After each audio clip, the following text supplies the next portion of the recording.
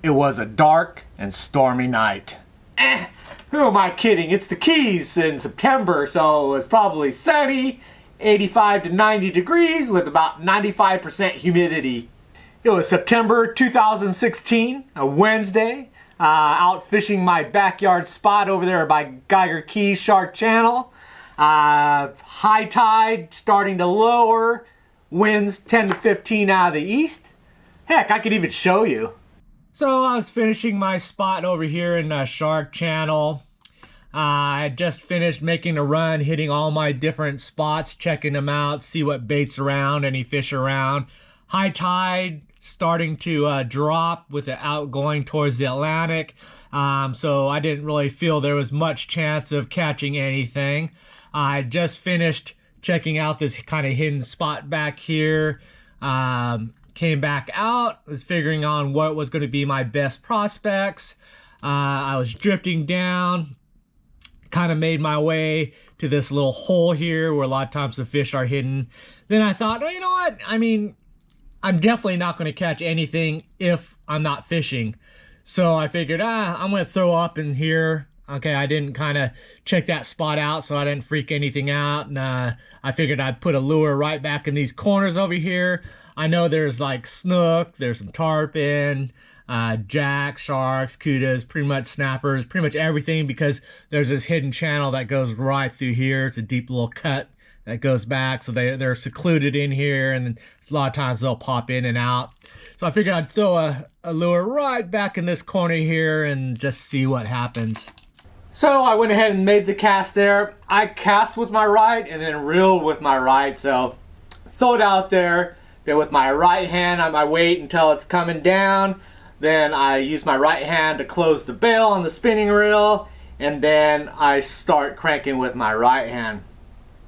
Beautiful cast. Got it right up there next to the mangroves in that corner there.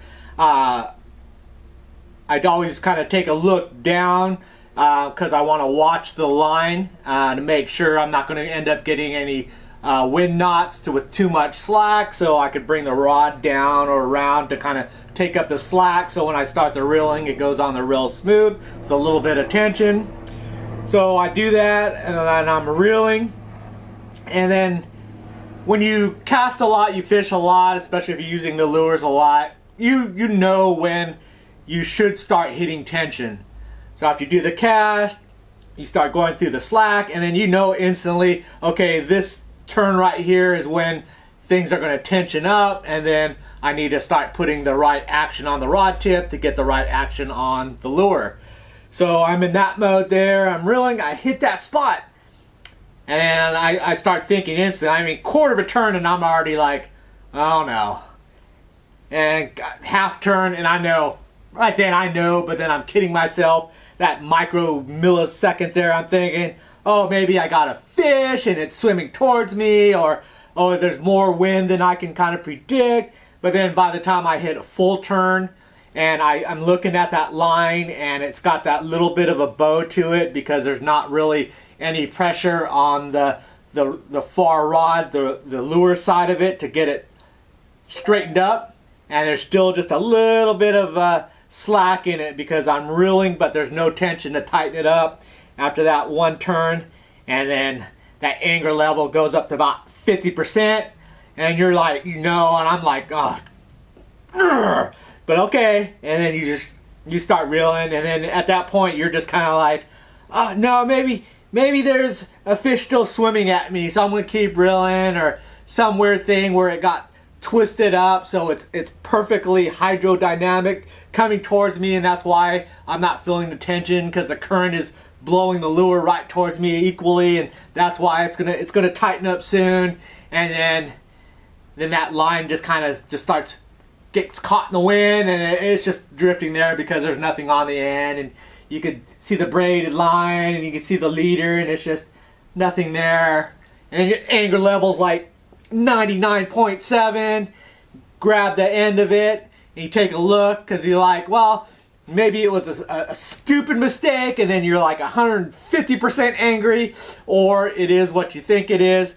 And take a look at the end of that leader, and it's just perfect. Okay, it's like took some scissors, cut off a length of of leader material, tied it onto your braid, and then you've got the tag in, and it's just ready for a lure or something, a hook to be tied to. It's just perfectly cut right there, and that's what it looked like. It was like, took some scissors and just took, alright, and boom, yeah, 100% anger, and that was it. No more hard lures, done. Alright, because not even like a little plink, not a grab, a bite, set the hook, and then it cuts it off, not a slash on it, and then you get that little tink. You can actually feel it because you're using braid. You can actually feel that cut because there's this slight tension as it pulls, and then it cuts it off. None of that. It was just like God just basically cut that line mid-air and didn't even get any satisfaction out of it. Not even a bump. Not even like, oh, I have nothing. It was just flat disappointment. Yeah, that was it. That was the end. I had enough, and I stopped using hard baits. And that's when the 4-inch paddle tails come into play, and then the 2 5/8-inch paddle tails, and then the Esky shrimp, and then the Shimano and flies and anything but hard baits. That's when it ended. Now, I was a hard bait guy, definitely from moving from the mainland, especially doing some freshwater fishing down to the Keys, so you kind of carry those same baits with you. So the hard baits were a natural fit. Stuff that I used a lot. This is a Rapala X30. These are the 30-foot deep divers. Use these for trolling. I actually had a set of the Man Stretch 30s. They're like a 14-inch lure for deep trolling. My go-to for trolling was the Yozuri Crystal Minnows in a blue Fire Tiger. So whenever I could find these online, I'd pick these up. These were caught tons of tuna, sailfish, pretty much anything in the blue water. That was my go-to. I think this is like a badonkadonk there. I think I made a video about it. These little Rapalas, anything in that 3 to 4 inch range fits the bait profiles down here, so that's what I was really into.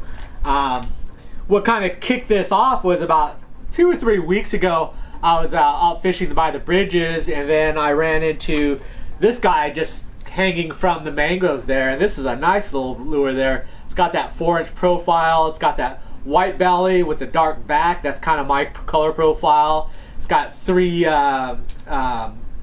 rattle bearings in there, ball bearings in there, so it makes a nice little rattle sound. But it's really like that Yozuri there, just a smaller version, so I really like that. And that kind of got me reminded about all these baits. Up to that point, I was using them, and then I stopped. I just ended up taking these and just basically throw them in a box and just put them away, and never really used them since. The other part was that I've been talking about sight fishing a lot recently and kind of doing tutorials about it, how it works. And actually, one of the major driving forces for me to go, instead of just fan casting, to sight fishing was because of hard baits and losing so many of them, where I would start seeing a real fishy spot, deep hole over there, or edge of the channel, and then instead of just going right there and casting to it, I would start being a bit gun shy and like, wait a second, is that a cuda in there? Is there a shark in there? How do I know there's not like a toothy critter in there that's going to just bite this thing off, or grab the bait and I'm not going to be able to get it out of its mouth, and with all the trebles and stuff? So I would not cast there. I would go and take a look and see what I see, and then I might see some fish there, and then I could do a little bit more finesse sight fishing, and that's kind of how it evolved as well. So that part of it was kind of important. And then, but like I said, the biggest factor was it became very cost prohibitive. If you fish a lot and you're involved with losing a lot, so a normal trip would be losing 2, 3, 4, even up to 5 hard baits in a trip, with all the cudas that we have. And then you're talking, these guys are like, they run $30, $40, $50 for these big deep divers. These stretch minnows, when I could find them, were 12, 15 bucks. These little Rapalas, the smaller ones, are like 8, 10 bucks. So you're looking, you lose 3 baits, 4 baits, you're 50 bucks a trip. And then 4 or 5 trips a week, and I mean, $200, $250. That gets kind of pricey, so that was definitely a reason to take a step back. my history with the hard baits is I was fortunate enough. I used to live in Sacramento area, Rancho Cordova, and it had the American River, which was a freshwater river fed from the Sierra Nevadas, ran straight through, clear water, just pristine conditions, very beautiful water condition, but ran right through the metro area of the Sacramento region. And it had a good population of big stripers in it. Because it was a clean freshwater, it had salmon, steelhead doing the migrations through there, the big salmon, king salmons, trout, bass, American shad would come through there for migration. So it was a very good river, so it was very fishable, so you had a lot of shore fishermen. The university was right alongside of it, so you got a lot of the students out there working, fishing the banks there, a few bridges. But what me and my friends would do is that we would go up a couple of off-ramps up, and then we'd get our kayaks and snorkel gear, and then we would drift it down, and you swim underneath, and then you'll see all the lures just kind of drifting mid-water column, tied to like a log or a stick or a rock where it got snagged and broken off, and it would just drift into the current, or you'd see them where they're just stuck on a log and broken off, and we just go by and pluck them off, especially during salmon season. We'd go there every week or two and fill up a bucket full of this stuff, and $500,000 worth of lures right there. And that's what I ended up bringing down. So it wasn't as costly to me, but it was still the fact that I'm losing all these expensive baits that kind of made me kind of gun shy, and then to the point where I said, no more hard baits for you, basically. But in general, the hard baits are still a great option. I mean, especially with the new technological advances on them. The colorations on them are just so lifelike. You can get them so dialed in already. So if you want to fish top water, you want to fish a foot below the surface, you want 5 foot, 10 foot, 30 foot. You just look at the package, it'll tell you this one runs at 3 foot. So if that's what you want, just cast it out, you reel it, and it just goes to 3 foot and just stays there. I mean, it's just that perfect there. But you just have to balance the cost versus how much you're getting out of it, and that's where I got kind of stuck. Well, there you go. That's why you probably haven't seen me use a hard bait in 4 or 5 years. I was actually going through and cleaning up my tackle room, trying to get rid of a bunch of stuff and organize things. I got to start making room for more all about the bait stuff. Space is always a premium. But I think what I'm going to do is clean these up.